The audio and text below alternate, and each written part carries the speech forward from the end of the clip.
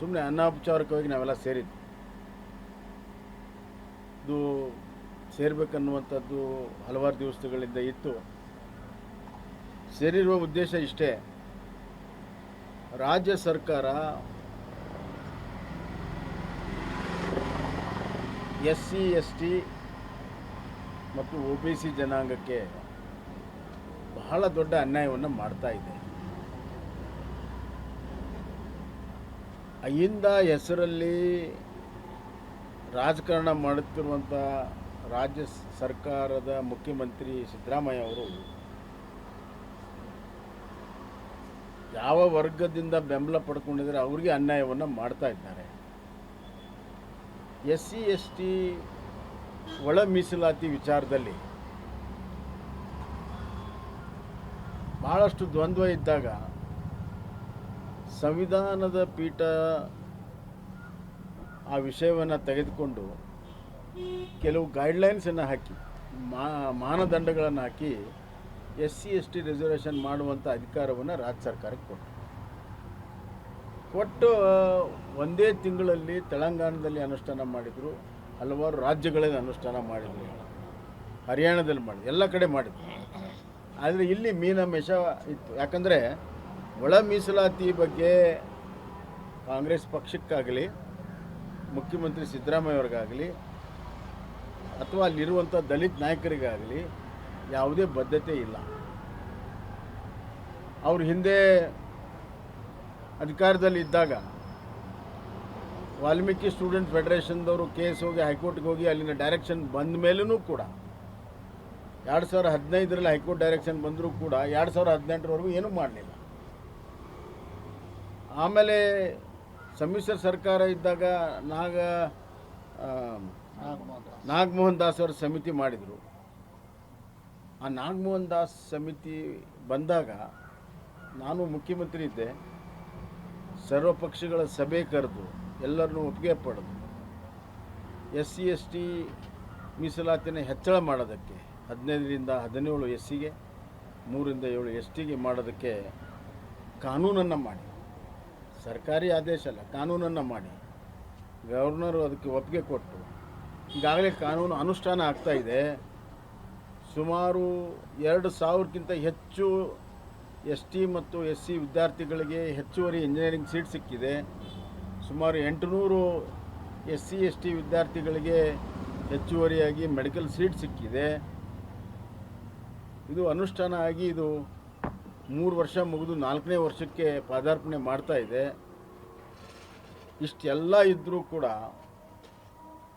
ಒಂದು ಕಡೆ ಸುಪ್ರೀಂ ಕೋರ್ಟಿನ ಆದೇಶವನ್ನು ಪಾಲನೆ ಮಾಡಿಲ್ಲ, ಮಾನದಂಡವನ್ನು ಕೂಡ ಪಾಲನೆ ಮಾಡಿಲ್ಲ, ನಾಗಮೋಹನ್ ದಾಸ್ ರಿಪೋರ್ಟನ್ನು ಕೂಡ ಪಾಲನೆ ಮಾಡಲಿಲ್ಲ, ಸದಾಶಿವ ಆಯೋಗವನ್ನು ಪಾಲನೆ ಮಾಡಲಿಲ್ಲ. ನಾವು ಮಾಡಿರುವಂಥದ್ದು ನಮ್ಮ ಸಚಿವ ಸಂಪುಟ ಸೌಧ ಮಾಧುಸ್ವಾಮಿ ಅವರ ನೇತೃತ್ವದಲ್ಲಿ ಶಿಫಾರಸನ್ನು ತಗೊಂಡು ನಾವೇನು ಒಳ ಮೀಸಲಾತಿಯನ್ನು ಮಾಡಿದ್ವಿ ಅದನ್ನು ಕೂಡ ಪಾಲನೆ ಮಾಡಲಿಲ್ಲ. ಒಂದು ಗೊಂದಲದ ಗೂಡಾಗಿ ಸಮುದಾಯಗಳ ಮಧ್ಯೆ ಒಂದು ಹೋರಾಟವನ್ನು ತರುವಂಥ ಪ್ರಯತ್ನ ಮಾಡಿ ಮೊದಲೊಂದು ಆದೇಶ ಮಾಡಿದರು. ಅದಾದ ಮೇಲೆ ಅಲ್ಲಿ ಹೈಕೋರ್ಟಲ್ಲಿ ಹೇಳಿದರು, ನಾವು 15% SCಗೆ ನಾವು ಒಳ ಮೀಸಲಾತಿಯನ್ನು ಮಾಡ್ತೀವಿ ಮತ್ತು ರಿಸರ್ವೇಷನ್ ಪ್ರಕಾರ ನಾವು ಅಪಾಯಿಂಟ್ಮೆಂಟ್ ಮಾಡ್ತೀವಿ ಅಂತ ಅಲ್ಲಿ ಬರೆದು ಕೊಟ್ಟು, ಅಲ್ಲಿ ಕಾನೂನಿನ ಹೋರಾಟವನ್ನು ಕೂಡ ಮಾಡಿದೆ. ಅಲ್ಲಿ ಒಂದು ವಾದವನ್ನು ಕೂಡ SC ST ಪರವಾಗಿ ಒಂದು ಶಬ್ದನೂ ಕೂಡ ಮಾತಾಡಲಿಲ್ಲ. ಚಾಂಪಿಯನ್ ಆಫ್ SC ST ಸರ್ಕಾರ ಅಂತಾರೆ, ಒಂದು ಶಬ್ದನೂ ಕೂಡ SC ST ಪರವಾಗಿ ಮಾತಾಡಲಿಲ್ಲ. ಅಲ್ಲಿ ಬರೆದು ಕೊಟ್ಟರು, ನಾವು 15ರಲ್ಲೇ ಮಾಡ್ತೀವಿ ಅಂತ ಶರಣಾಗತಿ ಆದರೂ ಕೂಡ ಕೋರ್ಟು ಅದಕ್ಕೆ ಸ್ಟೇ ಕೊಟ್ಟಿಲ್ಲ. ನೀವೇ ಒಪ್ಕೊಂಡಿದ್ದೀರ 50% ಟೋಟಲ್ ರಿಸರ್ವೇಷನಲ್ಲಿ, ಇನ್ನು 6% ಹೆಚ್ಚುವರಿ ಏನಿದೆ ಅದನ್ನು ರಿಸರ್ವ್ ಇಟ್ಟು ಬ್ಯಾಕ್ಲಾಗ್ ಆಗಿ ರಿಸರ್ವ್ ಇಡಬೇಕು ಅಂತದನ್ನು ಒಂದು ರೀತಿಯಲ್ಲಿ ಪರೋಕ್ಷವಾಗಿ ಕೋರ್ಟು ಕೂಡ 56% ಒಪ್ಕೊಂಡಿದೆ. ಇದು ಅಲ್ಲಿ ಹಂಗೆ ಬರೆದು ಕೊಟ್ಟ ಒಂದು ವಾರದಲ್ಲೇ ಬೆಳಗಾಂ ಅಧಿವೇಶನದಲ್ಲಿ ಮತ್ತೆ 17%ಗೆ ಮತ್ತು 7%ಗೆ ರಿಸರ್ವೇಷನ್ಗೆ ಮತ್ತೆ ಕಾನೂನು ಪಾಸ್ ಮಾಡಿದರು. ಅದಕ್ಕೆ ಗವರ್ನರ್ ಒಪ್ಪಿಗೆ ಕೊಟ್ಟರು. ಒಂದು ಕಡೆ ಕಾನೂನು ಪಾಸ್ ಮಾಡ್ತಾರೆ, ಅವರು ಪಾಸ್ ಮಾಡಿದ ಕಾನೂನನ್ನು ಕೂಡ ಉಲ್ಲಂಘನೆ ಮಾಡ್ತಾರೆ, ಸುಪ್ರೀಂ ಕೋರ್ಟ್ ಡೈರೆಕ್ಷನನ್ನು ಉಲ್ಲಂಘನೆ ಮಾಡ್ತಾರೆ. ಇನ್ನೊಂದು ಕಡೆ ಅಲ್ಲಿ ಕೋರ್ಟಲ್ಲಿ 15 ಅಂತ ಬರೆದು ಕೊಡ್ತಾರೆ. ಯಾವುದೇ ಸ್ಪಷ್ಟವಾದ ನಿಲುವು ಇಲ್ಲದೇ ಅನ್ಯಾಯ ಮಾಡಿ ಸನ್ಮಾನ ಮಾಡಿಸ್ಕೊಳ್ಳೋ ಹುನ್ನಾರ ಮಾಡ್ತಾ ಇದ್ದಾರೆ. ಇದು ಅತ್ಯಂತ ಖಂಡನೀಯ. ಇದನ್ನು ಎಲ್ಲ ಸಮುದಾಯದವರು ಅರ್ಥ ಮಾಡ್ಕೋಬೇಕು. ಇದನ್ನು ಜಾಗೃತಿ ಮಾಡಬೇಕನ್ನುವಂಥ ತೀರ್ಮಾನ ನಮ್ಮ ಎಲ್ಲ ನಾಯಕರು ಕೂಡ ಬಂದಿದ್ದಾರೆ. ನಮ್ಮ ಪಕ್ಷದ ಅಧ್ಯಕ್ಷರು, ಲೀಡರ್ ಆಫ್ ಅಪೋಸಿಷನ್ ಕೌನ್ಸಿಲು ಮತ್ತು ಅಸೆಂಬ್ಲಿ ಮತ್ತು ಹಿಂದಿನ ಸಚಿವರಾದಂಥ ನಮ್ಮ ಸಂಸತ್ ಸದಸ್ಯರಾದ ಕಾರಜೋಳ ಅವರು, ನಾರಾಯಣ ಸ್ವಾಮಿಯವರು, ಹಿಂದಿನ ಮಂತ್ರಿಗಳು, ನಮ್ಮ ರವಿಕುಮಾರ್ ಅವರು, ನಮ್ಮ ದಲಿತ ಸಮುದಾಯದ ಹೋರಾಟದಿಂದ ಬಂದಂಥ ಎನ್ ಮಹೇಶ್ ಅವರು, ಎಲ್ಲರ ಅಭಿಪ್ರಾಯ ಇದು ಜಾಗೃತಿ ಮಾಡಿಸಬೇಕು ಮತ್ತು ನ್ಯಾಯವನ್ನು SC/ST ಸಮುದಾಯಕ್ಕೆ ನೈಜವಾಗಿರುವಂಥ ನ್ಯಾಯವನ್ನು ಕೊಡಿಸಬೇಕು ಅನ್ನುವಂಥ ಒಂದು ತೀರ್ಮಾನವನ್ನು ಇವತ್ತು ನಾವೆಲ್ಲರೂ ಸೇರಿ ಮಾಡಿದ್ದೇವೆ. ಶೆಡ್ಯೂಲ್ 9 ಬಗ್ಗೆಯೂ ಕೂಡ ಚರ್ಚೆ ಮಾಡಿದ್ದೇವೆ. ಕಾನೂನು ತಜ್ಞರ ಜೊತೆಗೂ ಕೂಡ ಇದರ ಬಗ್ಗೆ ಮುಂದೆ ಚರ್ಚೆ ಮಾಡ್ತೀವಿ. ಶೆಡ್ಯೂಲ್ 9 ಈಗಾಗಲೇ ಕೋರ್ಟ್ ಆದೇಶ ಮಾಡಿದೆ. ಶೆಡ್ಯೂಲ್ 9ನಲ್ಲಿ ಬಂದ ತಕ್ಷಣವೇ ಅದು ಪ್ರಶ್ನಾತೀತ ಅಲ್ಲ.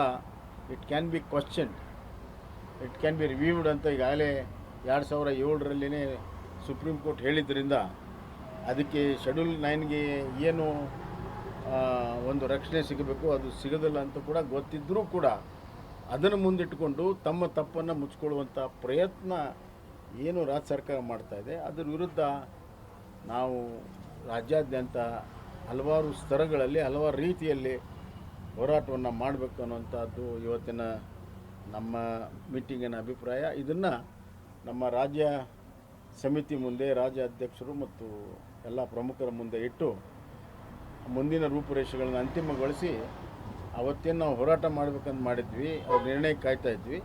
ಈಗ ಅದು ಅನ್ಯಾಯ ಆಗಿದ್ದರಿಂದ ಆ ಹೋರಾಟವನ್ನು ಮಾಡಬೇಕನ್ನುವಂಥ ತೀರ್ಮಾನವನ್ನು ನಾವು ಮಾಡಿದ್ವಿ. ಸರ್, ಮೊನ್ನೆ ಭಾನುವಾರ ಪ್ರಧಾನಮಂತ್ರಿ ಮೋದಿ ಅವರು ಬಂದಿದ್ದರು. ಆ ಸಂದರ್ಭದಲ್ಲಿ ಜಿಲೆಟಿನ್ ಬಾಂಬನ್ನು ಇಟ್ಟಿರೋದಾಗಿ ಪತ್ರಿಕೆ ಬಂದಿತ್ತು. ಸೊ ಆ ಸ್ಥಳದಲ್ಲೂ ಕೂಡ ಪತ್ತೆಯಾಗಿದೆ. ಎಲ್ಲೊಂದು ಕಡೆ ರಾಜ್ಯ ಸರ್ಕಾರ ಒಂದು ಭದ್ರತೆಯನ್ನು ಕೊಡುವಂಥ ವಿಚಾರದಲ್ಲಿ ವೈಫಲ್ಯ ಆಯ್ತಾ ಅಂತ. ರಾಜ್ಯ ಸರ್ಕಾರ ಪ್ರಧಾನಮಂತ್ರಿ ಬಂದಾಗ ಗೃಹ ಇಲಾಖೆಯ ಜವಾಬ್ದಾರಿ, ಅದಕ್ಕೆ ಸಾಕಷ್ಟು SOPಗಳಿದ್ದಾವೆ. ಪ್ರಧಾನಮಂತ್ರಿ ಬಂದಾಗ ಸುರಕ್ಷತಾ ಕ್ರಮಗಳು ಏನೇನು ಮಾಡಬೇಕನ್ನುವಂಥದ್ದು ಒಂದು SOP ಇದೆ. ಆ SOPಯನ್ನು ಮಾಡಲು ವಿಫಲವಾಗಿದೆ ಅಂತ ಭಾಳ ಸ್ಪಷ್ಟ ಆಗ್ತದೆ. ಮತ್ತು ಆ ಜೆಲ್ಟಿನ್ ಸಿಕ್ಕಿರುವಂಥದ್ದು ಮತ್ತು ಯಾರು ಮಾಡಿದ್ರು ಅಂತ ತಿಳ್ಕೊಳ್ಳೋಕ್ಕೂ ಕೂಡ ಇನ್ನೂ ಒಂದು ಸೀರಿಯಸ್ ಆಗಿ ಪ್ರಯತ್ನ ಮಾಡ್ತಾಯಿಲ್ಲ. ಒಂದು ಕಡೆ CCB ಅಂತಾರೆ, ಇನ್ನೊಂದು ಅಂತಾರೆ. ಹೀಗಾಗಿ NIA ಬಂದಿದೆ, ತನಿಖೆ ಆಗುತ್ತೆ, ಸತ್ಯ ಹೊರಗೆ ಬರ್ತದೆ. ಸತ್ಯ ಹೊರಗೆ ಬಂದ ಮೇಲೆ ಯಾವುದಾದ್ರೂ ಲೋಪ ಆಗಿದ್ದರೆ ಸಂಬಂಧಪಟ್ಟಂಥ ಅಧಿಕಾರಿಗಳ ಸಮೇತವಾಗಿ ಅವ್ರ ಮೇಲೆ ಆ್ಯಕ್ಷನ್ ಆಗಬೇಕು ಅಂತ ನಮ್ಮ ಬೇಡಿಕೆ. ಸರ್, PM ಅವರು ಇಂಧನ ಮಿತ ಬಳಕೆ ಬಗ್ಗೆ ಮೊನ್ನೆ ಕೊಟ್ಟಿದ್ದಾರೆ. ಜನಪ್ರತಿನಿಧಿಗಳಾಗಿ ತಾವು ತಮ್ಮ ಪ್ರತಿಕ್ರಿಯೆ ನೋಡಿ, ಜನಪ್ರತಿನಿಧಿಗಳಕ್ಕಿಂತ ಒಬ್ಬ ಭಾರತೀಯ ನಾಗರಿಕನಾಗಿ ನಮ್ಮ ದೇಶದ ಆರ್ಥಿಕ ಸುರಕ್ಷತೆಗಾಗಿ ನಾವು ಅಷ್ಟಾದ್ರೂ ಮಾಡಬೇಕಲ್ಲ. ನಮ್ಮ ಕರ್ತವ್ಯ ಇಲ್ವಾ? ಹಿಂದೆ ಲಾಲ್ ಬಹದ್ದೂರ್ ಶಾಸ್ತ್ರಿ ಅವರು ಆಹಾರದ ಕೊರತೆ ಆದಾಗ ಒಂದು ಹೊತ್ತು ಉಪವಾಸ ಮಾಡಿರಿ ಅಂದರು. ನಮ್ಮ ಪ್ರಧಾನಮಂತ್ರಿ ನರೇಂದ್ರ ಮೋದಿ ಅವರು ಬಂದ ತಕ್ಷಣವೇ ಶ್ರೀಮಂತರೆಲ್ಲ ನಿಮ್ಮ ಗ್ಯಾಸ್ಗಳನ್ನು ಉಪಯೋಗ ಮಾಡೋದನ್ನು ತ್ಯಜಿಸಿ ಅಂತ ಹೇಳಿದೆ. ಅದಕ್ಕೆ 6 ಕೋಟಿ ಜನ ಸ್ಪಂದನೆ ಮಾಡಿದರು. ಕೋವಿಡ್ ಸಂದರ್ಭದಲ್ಲಿ ಹಲವಾರು ರೀತಿ ಜಾಗೃತಿ ಮತ್ತು ನಾಗರಿಕ ನಡವಳಿಕೆಗಳ ಬಗ್ಗೆ ಪ್ರಧಾನಮಂತ್ರಿಗಳು ಹೇಳಿದರು. ಅವೆಲ್ಲ ಮಾಡಿದ್ರಿಂದಲೇ ಕೋವಿಡಲ್ಲಿ ನಾವು ಸುರಕ್ಷತೆಯನ್ನು ಒದಗಿಸೋಕ್ಕೆ ಸಾಧ್ಯ ಆಯಿತು, ಜನರ ಪ್ರಾಣವನ್ನು ಉಳಿಸೋಕ್ಕೆ ಸಾಧ್ಯ ಆಯಿತು. ಪಕ್ಕದ ಚೈನಾ ಮತ್ತು ಹಲವಾರು ದೇಶಗಳಲ್ಲಿ, ಯುರೋಪ್ ದೇಶ, ಅಮೆರಿಕ ದೇಶದಲ್ಲಿ ಸಾವು ನೋವುಗಳು ಅತಿ ಹೆಚ್ಚಾದರೂ ಕೂಡ ನಾವು ಇಂಥ ದೊಡ್ಡ ಜನಸಂಖ್ಯೆ ದೇಶ ಕೋವಿಡ್ನಿಂದ ಸುರಕ್ಷತೆ ಸಿಗೋಕ್ಕೆ ಸಾಧ್ಯ ಆಯಿತು. ಅದೇ ರೀತಿ ಇವತ್ತು 2012-13ರಲ್ಲಿ ಚಿದಂಬರಂ ಅವರು ಇದೇ ಬಂಗಾರದ ಖರೀದಿ ಬಗ್ಗೆ, ಅದ್ರ ಬಗ್ಗೆ ವ್ಯಾಮೋಹ ಬೇಡ, ಅದು ಒಂದೇ ಇನ್ಸ್ಟ್ರೂಮೆಂಟ್ ಅಲ್ಲ, ಅಲ್ಲಿ ನೀವು ಹಣವನ್ನು ಹೂಡಿಕೆ ಮಾಡಬಾರ್ದು ಅನ್ನುವಂಥ ಮಾತನ್ನು ಕೂಡ ಅವತ್ತು ಅವರು ಕೂಡ ಹೇಳಿದ್ದಾರೆ. ಕಾಲಕ್ಕಾಗಿ ಇವತ್ತು ಒಂದು ಹೇಳ್ತೀನಿ ನಾನು, ಅಮೇರಿಕ ಮತ್ತು ಇರಾಕ್ ನಡುವೆ ಯುದ್ಧ ಆದಾಗ 3 ದಿವಸಕ್ಕೆ ಪೆಟ್ರೋಲ್ ಡ್ರೈ ಆಗೋಯ್ತು. ಪೆಟ್ರೋಲ್ ಬಂಕಲ್ಲಿ ಮತ್ತೆಲ್ಲ ಕಡೆ ಪೆಟ್ರೋಲ್ ಡೀಸೆಲ್ ಡ್ರೈ ಆಗಿ ಹೋಯ್ತು. ಕಿಲೋಮೀಟ್ರ್ ಗಟ್ಟಲೆ ಕ್ಯೂ ಇತ್ತು. Scooter, motor cycle, car, truck 3 ದಿವಸಕ್ಕೆ ಕಾಂಗ್ರೆಸ್ ಆಡಳಿತದಲ್ಲಿ. ಈಗ ಯುದ್ಧ ನಡೆದು 2.5 ತಿಂಗಳಾದರೂ ಕೂಡ ಪೆಟ್ರೋಲ್ ಬೆಲೆನೂ ಹೆಚ್ಚಾಗಿಲ್ಲ, ಡೀಸೆಲ್ ಬೆಲೆನೂ ಹೆಚ್ಚಾಗಿಲ್ಲ, ಸಪ್ಲೈ ಕೂಡ ಇದೆ. ಅಲ್ಲಲ್ಲಿ ಕೆಲವು ಲಾಜಿಸ್ಟಿಕ್ ಪ್ರಾಬ್ಲಮ್ ಬಿಟ್ಟರೆ ಎಲ್ಲ ಕಡೆ ಸಪ್ಲೈ ಇದೆ. ಇಷ್ಟು ಎಫಿಷಿಯೆಂಟಾಗಿ ಇದನ್ನು ನಿಭಾಯಿಸಿರುವಂಥ ಪ್ರಧಾನಮಂತ್ರಿಗಳು ಒಂದು ದೂರದೃಷ್ಟಿ ಇಟ್ಕೊಂಡು ಅವರೇನು ಯಾವುದಕ್ಕೂ ಕೂಡ ಕಡಿವಾಣ ಹಾಕಿಲ್ಲ. ಪೆಟ್ರೋಲ್ ಉಪಯೋಗಕ್ಕಾಗಿ ಕಡಿವಾಣ ಹಾಕಿಲ್ಲ.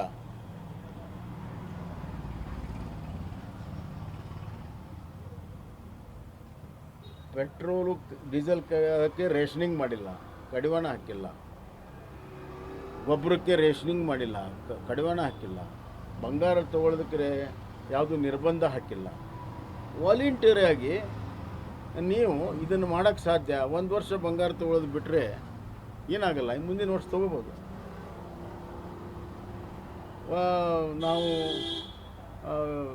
ವಿದೇಶ ಪ್ರವಾಸವನ್ನು ಮಾಡೋ ಬದಲು ಇಲ್ಲಿ ಮಾಡಬೇಕನ್ನುವಂಥದ್ದು ಇದೆ. ಕೆಲವು ಅನಿವಾರ್ಯ ಸಂದರ್ಭದಲ್ಲಿ ಅವ್ರು ಹೋಗಿ ಬೇಡ ಅಂದಿಲ್ಲ. ಇದು ವಾಲಂಟಿಯರಾಗಿ ಮಾಡೋದಕ್ಕೆ ಒಬ್ಬ ನಾಯಕನಾಗಿ ಆ ನೈತಿಕತೆ ಇರೋದರಿಂದ ಅವರು ಕರೆಯನ್ನು ಕೊಟ್ಟಿದ್ದಾರೆ. ಇದ್ರ ಬಗ್ಗೆ ವಿರೋಧ ಪಕ್ಷಗಳು ಅದರ ವ್ಯಾಖ್ಯಾನವನ್ನು ಬೇರೆ ಬೇರೆ ರೀತಿಯಲ್ಲಿ ನೋಡಿದರೆ ಕಾಂಗ್ರೆಸ್ ಪಕ್ಷಕ್ಕೆ ದೇಶಭಕ್ತಿನೂ ಗೊತ್ತಿಲ್ಲ, ದೇಶಕ್ಕೆ ತ್ಯಾಗ ಮಾಡೋದು ಗೊತ್ತಿಲ್ಲ.